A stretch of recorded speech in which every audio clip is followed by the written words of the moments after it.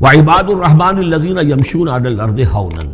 اللہ کے بندے وہ ہیں جو زمین پر چلتے ہیں تو آہستگی اور نرمی کے ساتھ، قدم مار کر نہیں چلتے، اکڑ کر نہیں چلتے، بلکہ یہ کہ معلوم ہوتا ہے فروتنی کے ساتھ چل رہے ہیں، اور یہ اپنے آپ کو آقا نہیں سمجھتے، مالک نہیں سمجھتے، بلکہ غلام سمجھتے ہیں، اللہ کے غلام ہیں، عباد الرحمن ہیں، اللہ کے بندے ہیں، تو غلاموں کی طرح چلتے ہیں، وہ اکڑ کر نہیں چلتے۔ وَإِذَا خَاطَبَهُمُ الْجَاهِلُونَ قَالُوا سَلَامًا، ایک ان کا وصف یہ ہے کہ جب جاہل لوگ، اجڑ لوگ، مشتعل مزاج لوگ خامخواہ ان سے الجھنا چاہیں، بحث و مباحثے میں انہیں جو ہے وہ خامخواہ الجھانا چاہیں، تو وہ کہتے ہیں سلام، وہ الجھتے نہیں ہیں، بحث و تمہیز کے اندر نہیں۔ جب وہ دیکھتے ہیں کہ ایک شخص بحث پر اتر آیا، وہ اب بات سمجھنا نہیں چاہتا، اس کے اوپر ضد جو ہے وہ مسلط ہو چکی ہے، تو اب خامخواہ اس کے ساتھ وہ الجھے رہنا، جس کو ہم کہتے ہیں ہمارے ہاں وہ پنجاب میں یہ سینگ پھنسا کر آدمی جو ہے وہ اپنا وقت ضائع کرے، اس کا بھی وقت ضائع کرے، کوئی فائدہ نہیں۔ میچور آدمی یہ کہ دیکھے اگر تو واقعی یہ بات سمجھنا چاہ رہا ہے تو سمجھائے، نہیں سمجھنا چاہتا، اس کی اصل میں نیت ہی نہیں ہے، تو پھر خامخواہ اس کے ساتھ الجھنے کا فائدہ نہیں۔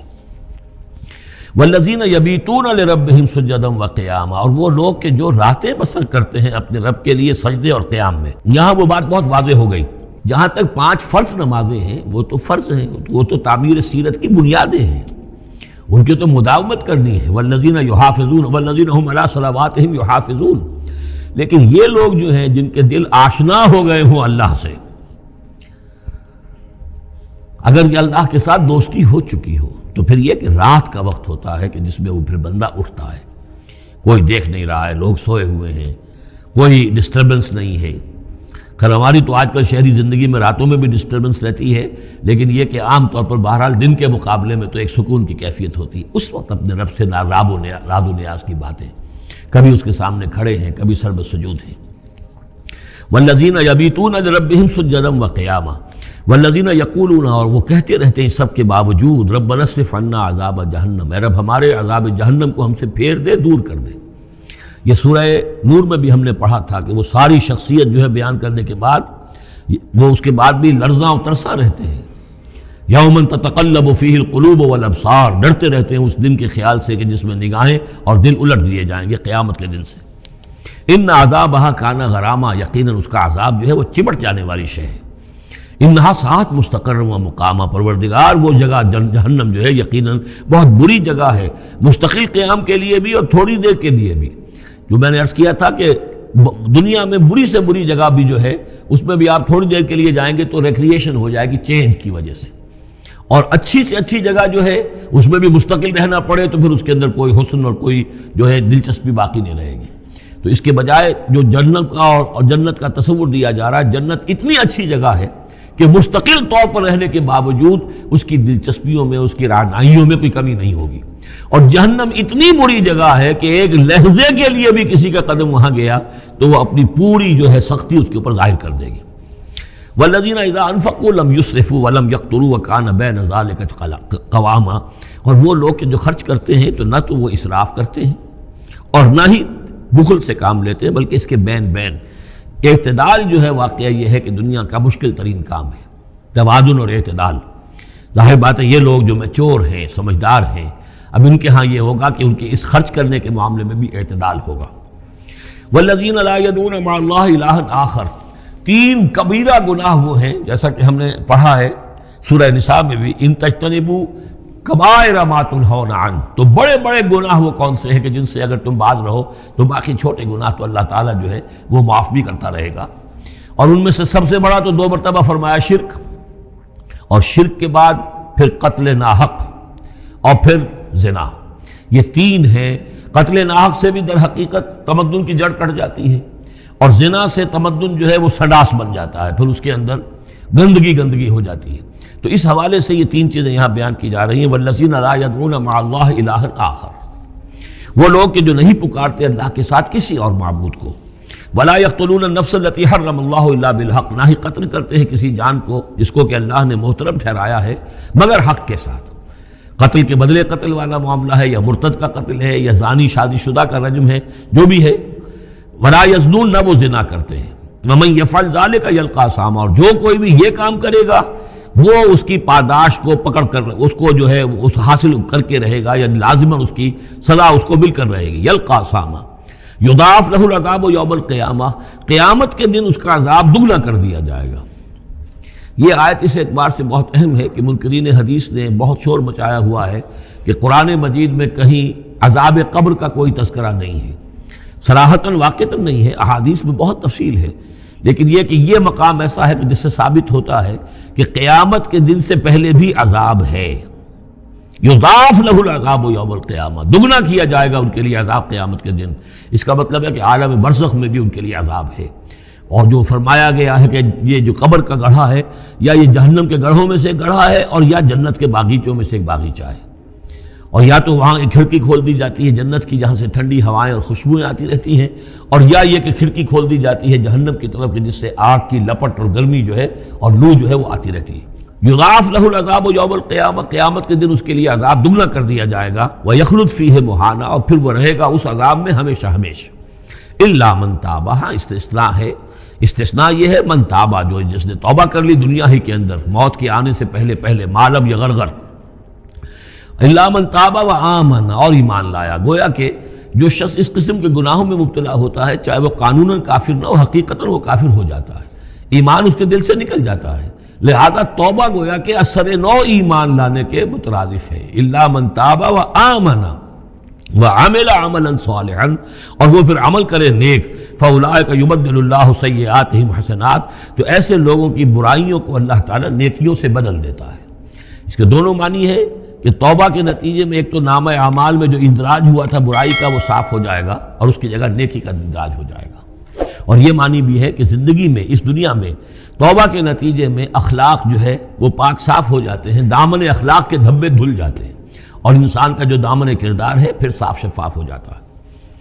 وَكَانَ اللَّهُ غَفُورًا رَحِيمًا، اور اللہ تعالیٰ غفور الرحیم ہے۔ وَمَن تَابَ وَعَمِلَ صَالِحًا، اب دوبارہ تکرار کی گئی، اور جو توبہ کرے اور پھر نیک عمل کرے، فَإِنَّهُ يَتُوبُ إِلَى اللَّهِ مَتَابًا، تو وہ ہے کہ جو توبہ کرتا ہے اللہ کی جناب میں جیسا کہ توبہ کرنے کا حق ہے۔ توبہ کی تسبیحیں ہو رہی ہوں، استغفار کی تسبیحیں ہو رہی ہوں، اور آیت کریمہ کے ختم ہو رہے ہوں 1.25 لاکھ کا اور لاکھ کا، لیکن حرام خوری جوں کی توں جاری ہو، وہ سارے غلط کام ویسے کہ ویسے جاری ہوں، وہ کوئی توبہ نہیں ہے، اس کا کچھ حاصل نہیں۔ والذین لا یشهدون الزور، اور وہ لوگ کہ جو جھوٹ کے پر موجود بھی نہیں رہتے۔ جھوٹ کی گواہی والی بات نہیں ہے یہاں، لیکن جھوٹ کی گواہی تو گویا کہ اس کے اندر خود بخود امپلائڈ ہے، یعنی ان کے اندر صداقت اور حق کے ساتھ اتنی غیرت ہوتی ہے کہ جہاں کوئی جھوٹ کا گزر بھی ہو وہاں وہ اپنی موجودگی بھی پسند نہیں کرتے۔ جھوٹ کا دھندا ہو رہا ہو، جھوٹ کا کاروبار ہو رہا ہو، جھوٹ بولا جا رہا ہو، یہ وہاں پر ان کی غیرت اور حمیت جو ہے صداقت کے ساتھ اور سچ کے ساتھ وہ اتنی ہے کہ وہ وہاں موجودگی بھی اپنی برداشت نہیں کرتے۔ وَإِذَا مَرُّوا بِاللَّغْوِ مَرُّوا كِرَامًا، اسی طریقے سے جب وہ کسی لغو کام کے پاس سے گزرتے ہیں تو اپنے دامن کو بچا کر گزر جاتے ہیں۔ دیکھیے وہاں بھی تھا سورہ مومنین کو شروع کی آیات میں وَالَّذِينَ هُمْ عَنِ اللَّغْوِ مُعْرِضُونَ، کہ جو لغو سے اعراض کرتے ہیں، اور یہاں یہ کہ اس کے پاس سے اگر گزر ہو بھی جائے اتفاقاً، خود تو قصد کرنا جو ہے بہت دور کی بات ہے، اس کا کوئی امکان ہی نہیں، اتفاقاً آپ راستہ چل رہے ہیں اور دیکھ رہے ہیں کوئی مداری کا تماشا ہو رہا ہے، آپ کا کوئی ارادہ نہیں تھا، لیکن وہاں رکیے بھی نہیں، وہاں سے جو ہے اپنے دامن کو بچاتے ہوئے نکل جائیے۔